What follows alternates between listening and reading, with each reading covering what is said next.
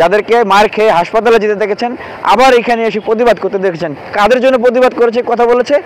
এই হলে হলে আপনারা নির্যাতনের শিকার হয়েছেন, আপনাদের জন্য। ছাত্রলীগ, আওয়ামী লীগ ফ্যাসিবাদী কায়দায় জুলুম নির্যাতন করেছে, এই আপনাদের জন্য। ছাত্র অধিকার পরিষদ ইটসেলফ বাংলাদেশের সবচেয়ে আপডেটেড একটা ছাত্র সংগঠন।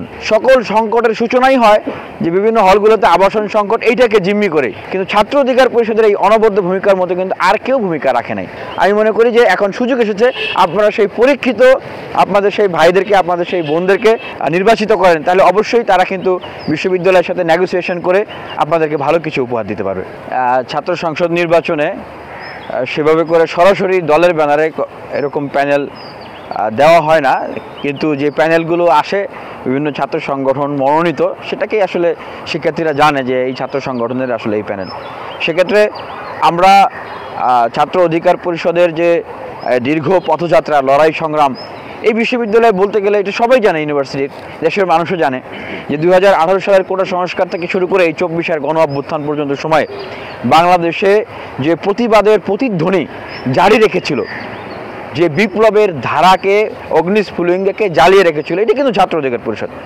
এই যে প্রতিবাদ করে শিক্ষার্থীদের অধিকার আদায়ের জন্য দেশের মানুষ জেলে যাওয়া, জেল থেকে আবার সরাসরি এসে এই ঢাকা বিশ্ববিদ্যালয়ে প্রতিবাদ করা, মার খেয়ে ছাত্রলীগের হাসপাতালে যাওয়া, হাসপাতাল থেকে আবার সরাসরি ঢাকা বিশ্ববিদ্যালয়ে এসে প্রতিবাদ করা, এইটা কিন্তু আর অন্য কোনো ছাত্র সংগঠন বা ছাত্র নেতাদের কিন্তু এই ধরনের ভূমিকা কিন্তু ছিল না। সবাই ভূমিকা পালন করেছে, আমি সবাইকেই সেই জায়গা থেকে আমি সম্মান করি, শ্রদ্ধা জানাই, কিন্তু ছাত্র অধিকার পরিষদের এই অনবদ্য ভূমিকার মতো কিন্তু আর কেউ ভূমিকা রাখে নাই।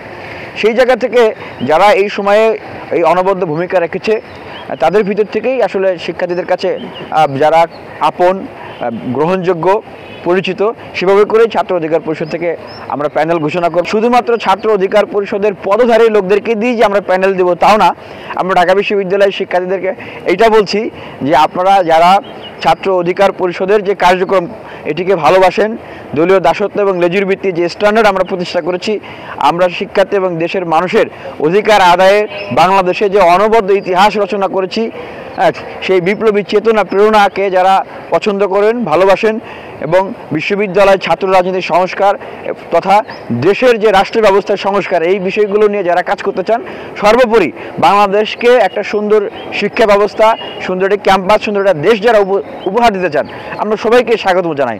যারা আমাদের ছাত্র অধিকার পরিষদের থেকে প্যানেল থেকে ইলেকশন করতে চায়, আমরা তাদেরকে সাথেও গ্রহণ করতে আমরা স্বাগত জানাচ্ছি আর কি, তাদের বিভিন্ন হল থেকে এবং কেন্দ্রীয় ছাত্র সংসদ থেকেও। সম্ভাব্য নামগুলো কি আমরা জানতে পারি? জুলাই গণ অভ্যুত্থান পরবর্তী বাংলাদেশের নতুন ডাইমেনশনে সবচেয়ে বেশি কাজ করবে ছাত্র অধিকার পরিষদ। যদি ডাকসু নির্বাচনে নির্বাচিত হয়ে আসে, তাহলে সকল মত পথের ব্যক্তিদেরকে এবং সকল রাজনীতি যারা ধারণ করে বিভিন্ন বাম, ডান, মধ্যমপন্থী, সবাইকে একসাথে নিয়ে বিশ্ববিদ্যালয়টি গণতান্ত্রিক পরিবেশ বজায় রাখবে। 2019 সালে যে ডাকসু নির্বাচনটি অনুষ্ঠিত হয়, সেই নির্বাচনে এই ফ্যাসিবাদের বিরুদ্ধে একটি লড়াই, একটি সংগ্রাম এবং প্রবল জনসমর্থন শিক্ষার্থীদের, তার ভিতর দিয়ে সরকার অনেক চেষ্টা করেছে, তারপরেও জনসমর্থনের কারণে সরকার বাধ্য হয়েছে। আমরা ভিপি পদ, সমাজসেবা সম্পাদক পদ সহ আমরা অনেক পদে বিজয়ী হয়েছি, আমরা অনেক পদে বিজয়ী হয়েছিলাম, কিন্তু ঘোষণা করেছে অল্প কয়েকটি পদে। ছাত্র অধিকার পরিষদের এই অঙ্গীকারের জায়গাটি আমরা বাস্তবায়ন করার জন্য কাজ করব।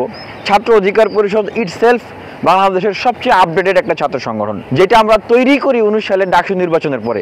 আমরা এটাকে তৈরি করেছিলাম এই জন্য, শিক্ষার্থীদের আসলে চাওয়া কি, সেই চাওয়াটাকে প্রাধান্য দিয়ে মারামারি, হানাহানি, হলে হলে দখলদারিত্ব, এই সমস্ত কার্যক্রমগুলো করবে না।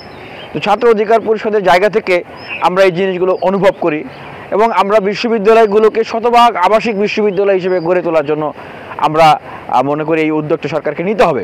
সকল সংকটের সূচনাই হয় যে বিভিন্ন হলগুলোতে আবাসন সংকট, এইটাকে জিম্মি করে।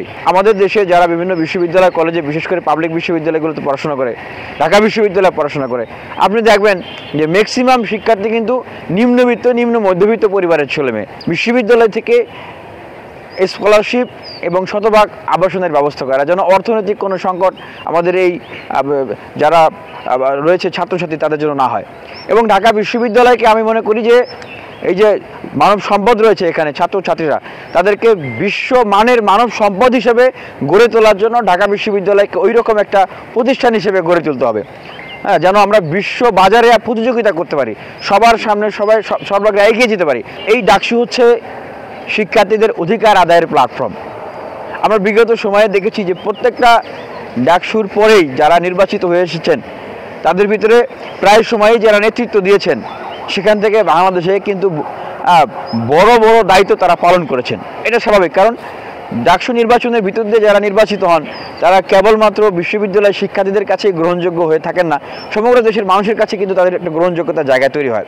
সেই জায়গা থেকে শিক্ষার্থীদের প্রতি আমাদের বার্তা থাকবে যে আপনারা সঠিক নেতৃত্ব নির্বাচন করবেন, যারা বিগত সময়ে পরীক্ষিত, যারা কোনো লোভ লালসার কাছে পা দেয় নাই, তাদেরকে লোভ দেখানো হয়েছে, ক্ষমতার লোভ, এমপি মন্ত্রী বানানোর লোভ দেখানো হয়েছে, কিন্তু তারা পা দেয় নাই, ইতিমধ্যে পরীক্ষিত। এবং বিগত এই 5-6 বছরে যারা নির্যাতিত হয়েছে আপনাদের অধিকার নিয়েই যারা কথা বলেছে, ক্ষমতার জন্য কেবলমাত্র যারা কথা বলে নাই, আপনাদের অধিকার নিয়ে কথা বলেছে। এবং বলবো যে এই বিশ্ববিদ্যালয়ে যাদেরকে বারবার মার খেতে দেখেছেন, জেলখানায় যেতে দেখেছেন, সেখান থেকে আবার এসে প্রতিবাদ করতে দেখেছেন, যাদেরকে মার খেয়ে হাসপাতালে যেতে দেখেছেন, আবার এখানে এসে প্রতিবাদ করতে দেখেছেন, কাদের জন্য প্রতিবাদ করেছে কথা বলেছে? এই হলে হলে আপনারা নির্যাতনের শিকার হয়েছেন আপনাদের জন্য। আপনাদের যে গেস্ট রুম, গণরুম কালচার, এই আপনাদের জন্য। এই আপনাদের উপরে ছাত্রলীগ, আওয়ামী লীগ ফ্যাসিবাদী কায়দায় জুলুম নির্যাতন করেছে, এই আপনাদের জন্য।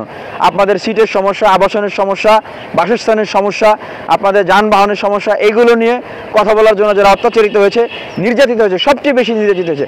আমি মনে করি যে এখন সুযোগ এসেছে আপনারা সেই পরীক্ষিত আপনাদের সেই ভাইদেরকে, আপনাদের সেই বোনদেরকে আপনারা আপনাদের বিশ্ববিদ্যালয়ের প্রতিনিধি হিসেবে তাদেরকে সেই জায়গাটায় আপনারা যদি নির্বাচিত করেন তাহলে অবশ্যই তারা কিন্তু বিশ্ববিদ্যালয়ের সাথে নেগোসিয়েশন করে আপনাদেরকে ভালো কিছু উপহার দিতে পারবে।